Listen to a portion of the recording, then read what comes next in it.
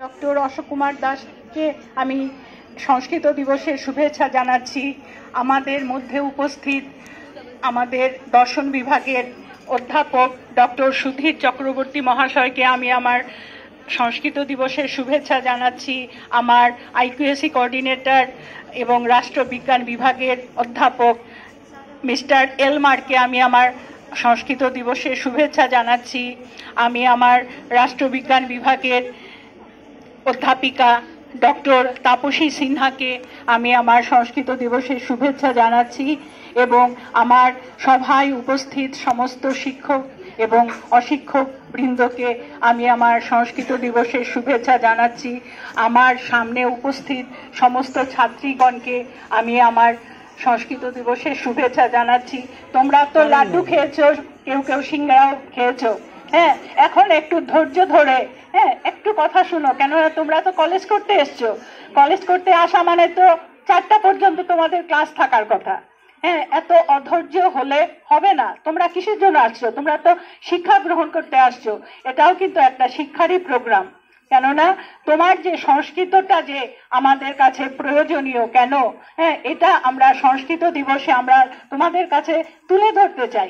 কেননা আমরা যেরকম আজকের দিনে আমরা যেরকম বাংলা ভাষায় কথা বলি, হিন্দি ভাষায় কথা বলি, ইংরাজিতে কথা বলি এবং এই ভাষাগুলোতে আমরা ধরো রাষ্ট্র বিষয়ক কথা আমরা লিখি, বলি, আমরা অর্থনীতি বিষয়ক কথাবার্তা বলি, বিজ্ঞান বিষয়ক কথাবার্তা বলি, জ্যোতির্বিজ্ঞান বিষয়ক কথাবার্তা বলি, সবকিছুই যেরকম আজকে আমার যা প্রয়োজনীয় সবকিছুই আমি হয় বাংলা ভাষায় বা অন্যান্য প্রাদেশিকৃত ভাষায় বলি, বা হিন্দিতে বলি রাষ্ট্রভাষা, বা ইংরাজিতে যেরকম এটা হলো কমিউনিকেটিভ ল্যাঙ্গুয়েজ ওয়ার্ল্ডের ভিতরে, যার জন্য এটাতেও আমরা অনেক কিছু রচনা পাই বা বলতে শুনি।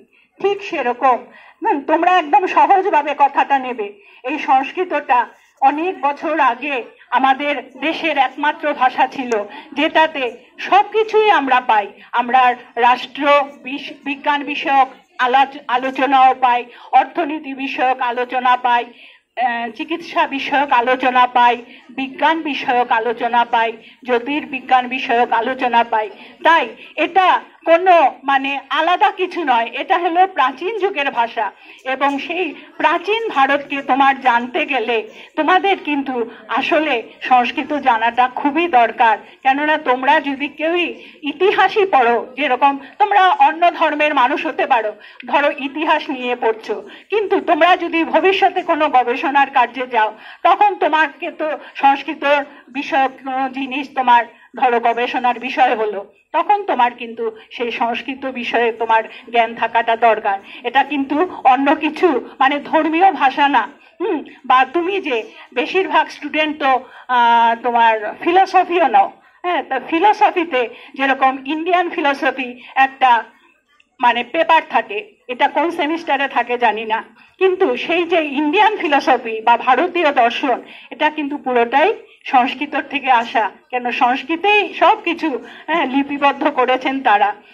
যার জন্য তোমাদের সুধীর স্যারও বলেছেন যে আমার জানতে গেলে আমি সংস্কৃতটা আমি চেষ্টা করি বুঝার বা জানার, সেই আসল জিনিসটা জানার জন্য। সেইটাই তোমাদের আসল জিনিসটা জানতে গেলে তোমাদের সংস্কৃতের জ্ঞানটা দরকার। তাই আমি আর কি বলবো, আগেকার দিনে যেরকম বৈদিক যুগে বেদ কথাটা শুনছো, তোমরা নিশ্চয়ই স্কুলে পড়েছো যে কয়টা বেদ আছে। সবাই জানো 4টা বেদ, ঋগ্বেদ, যজুর্বেদ, সামবেদ, অথর্ববেদ। হ্যাঁ, তা এই যে বেদ, বৈদিক যুগে ধরো কিছু ধর্মীয় স্তোত্র বা দেবতা দেবীর উদ্দেশ্যে স্তুতিমূলক কথা আছে, সেটা ঋগ্বেদে। যজুর্বেদে যেরকম সেই দেবতাকে যখন আবাহন করা হতো, তখন যজ্ঞের মাধ্যমে আবাহন করা হতো। সেই যজ্ঞ করতে গেলে একটা যজ্ঞের বেদী তৈরি করতে হয়। সেই বেদীটা তৈরি করতে গেলেও যে কিসের দরকার? জ্যামিতির দরকার। জ্যামিতি মানে কি? জ্যা মানে ভূমি, মিতি মানে পরিমাপ। তার তোমাকে কিভাবে ত্রিভুজাকৃতি করবে না সমান্তরাল করবে, এই জিনিসগুলো নিয়ে সেই বৈদিক যুগে আলোচনা হয়েছে। তার দেখেছো তো আজকে যেগুলো তোমাদের তোমরা স্কুলে পড়েছো ত্রিভুজ, হ্যাঁ, বা রেক্টেঙ্গেল, এগুলো সব পড়েছো। তাই সব কিছুই কিন্তু আমরা সেই বৈদিক যুগের থেকেই কিন্তু আমাদের কাছে আছে। তারপরে আমরা ম্যাথমেটিক্সের কথা বলতে পারি। ম্যাথমেটিক্সে আর্যভট্টের নাম হলো সবার অগ্রে। তিনি কি করেছেন? তিনি একজন ম্যাথমেটিশিয়ান এবং তিনি একজন জ্যোতির্বিজ্ঞানীও বটে। কেননা তিনি কি করেছেন? তিনি জিরো জিরো যে ডিজিটটা, হ্যাঁ, সবার আগে যে জিরো, সেই জিরোর মানে উদ্ভাবন করেছেন আর্যভট্ট। এবং তিনি অ্যাস্ট্রোনমির দিক থেকেও কি বলেছেন যে পৃথিবী যে নিজের কক্ষে অনবরত ঘুরছে, এই জিনিসটা কিন্তু আর্যভট্ট প্রতিস্থাপিত করে গেছেন। তার জন্য দেখো আজকে যেটা আমরা বৈজ্ঞানিকভাবে আমাদের কাছে প্রমাণিত হচ্ছে, তখন কিন্তু প্রমাণের সেরকম ক্ষেত্র ছিল না, কিন্তু ওরা কিন্তু কত অসাধারণ জ্ঞান ছিল যে তারা সবকিছু আগেই এই জিনিসগুলোকে আমাদের কাছে ক্লিয়ার করে গেছে।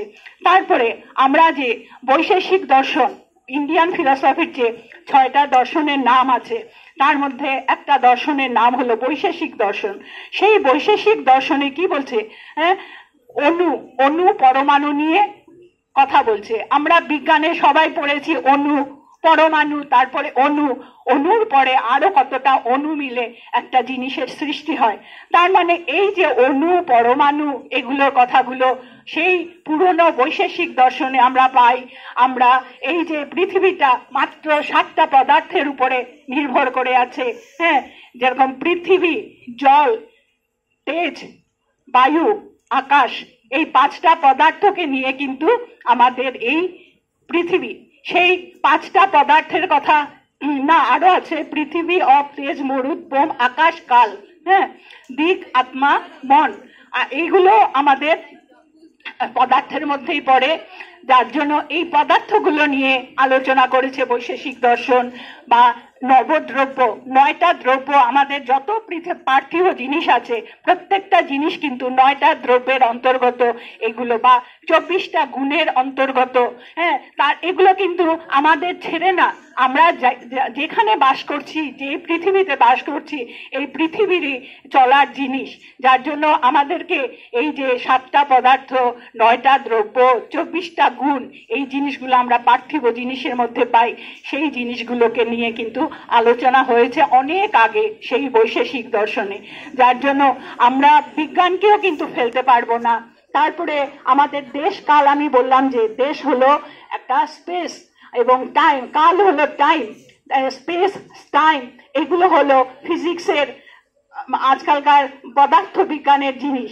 কিন্তু সেই পদার্থ বিজ্ঞানের জিনিসগুলোকে নিয়ে সেই পুরানো যে মহর্ষি কণাদ, তিনি এগুলোকে নিয়ে আলোচনা করে গেছেন তার বৈশেষিক দর্শনে। যার জন্য আমাদের কিন্তু আজকালকার দিনের জিনিসগুলোর সাথে আমাদের পুরনো জিনিসগুলোকে আমরা মানে ইয়ে করে কি বলবো আমরা, মানে কি বলবো এটা, মানে স্টাডি করার ক্ষেত্রে আমরা দুটোকে তুলনা করে আমরা মানে একটা গবেষণামূলক একটা সংকল্প আমরা দিতে পারি। যার জন্য এই জিনিসগুলোকে আমাদের মনে রাখতে হবে। এরপরে আমরা আরো কি দেখছি যে আমাদের চিকিৎসা শাস্ত্রে আমরা আয়ুর্বেদ শাস্ত্র, সেটা আমার সুধীর স্যার বলে গেছেন। সেই আয়ুর্বেদ শাস্ত্রকে আমরা কোথায় পাই? আমরা অথর্ববেদে পাই। সেই যে 4টা বেদ, 4টা বেদের শেষ বেদ হলো অথর্ববেদ। সেই অথর্ববেদে আমরা আয়ুর্বেদ নিয়ে আলোচনা আছে এবং সেখানে একজন মানুষ কেমনে সুস্থ থাকতে পারবে, কেমনে তার ট্রিটমেন্ট হবে, কি খেলে তার ডায়েট কন্ট্রোল হবে, এই সমস্ত বিষয়ে আলোচনা আছে। সুশ্রুত সংহিতা নামে আরেকটা মেডিকেল সায়েন্সের বই আছে, সেখানে সার্জারির উপরেও কথা আছে। তারপরে সবচেয়ে বড় কথা হলো আজকালকার দিনে যে আয়ুর্বেদ কলেজগুলো আছে, আয়ুর্বেদ মেডিকেল কলেজগুলো আছে, সেগুলোতে কিন্তু ফার্স্ট ইয়ারে সংস্কৃত মানে পড়ানো হয়। কেননা সেটাতে পুরোপুরি সংস্কৃত ওরিয়েন্টেড বইগুলোকেই তারা পাঠ্যপুস্তক হিসাবে ইউজ করে। যার জন্য একজন আয়ুর্বেদিক ডাক্তারকেও কিন্তু সংস্কৃত পড়তে হয়, যার জন্য সংস্কৃতকে তুমি কোনো সময় অবহেলা করবে না। এবং তোমাদের মধ্যে সেই যে একটা ভুল ধারণা যে না সংস্কৃত তো আমাদের ভাষা না, সংস্কৃত সেই পুরনো যুগের ভাষা, বা মুসলিম স্টুডেন্টরা ভাবতে পারো এটা তো হিন্দুদের ভাষা, এটা আমরা পড়ে কি করব, এটা কিন্তু কথা নয়। এটা হলো তোমাদের প্রাচীন ভারতকে জানতে গেলে তোমাদের সংস্কৃতটাকে জানতে হবে। এবং আগামীতে তোমাদের আত্মীয় বা ভাই মানে বোন বা বন্ধু যারা ভর্তি হবে তাদেরকেও তোমরা বলবে যে সংস্কৃত সাবজেক্ট একটা আছে রবীন্দ্র সদন মহিলা মহাবিদ্যালয়ে, যেটাতে 4 জন স্টাফ আছে এবং তারা খুব যত্ন নিয়ে পড়ায়। তাদের কাছে তোমরা যাও, তারা খুব আদর করে তোমাদেরকে জিনিসটা শিখিয়ে দেবে এবং যাতে তোমাদের ভবিষ্যৎকালে সেটা খুব উপকারী হয়ে ওঠে। এবং আরো আমি একটা কথা বলছি যে আজকাল 3-4 বছর আগে সরকার একবার কি করলো, প্রত্যেকটা স্কুলে সংস্কৃতটাকে কম্পালসারি করে দিল। তারপরে দেখা গেল সংস্কৃতের টিচার নাই। হ্যাঁ, সংস্কৃতের টিচার সংস্কৃত যে পড়াবে সেটার অত অধিক সংখ্যক শিক্ষক পাওয়া যাচ্ছে না, যার জন্য সেটাকে আবার ক্যান্সেল করে দিল। যার জন্য তোমরা যদি সংস্কৃত নিয়ে পড়ো তখন টিচার মানে শিক্ষকতাও তোমরা করতে পারবে ভালোভাবে এবং সেটার সুযোগও তোমাদের কাছে আছে। আর তো আমি ইন্ডাকশন প্রোগ্রামের দিন তোমাদের কাছে আরো অনেক কথা বলেছি যে কি কি মানে তোমাদের সুযোগ আসবে সংস্কৃত পড়লে, এগুলো আর আমি এখন বারবার এক কথা বলছি না।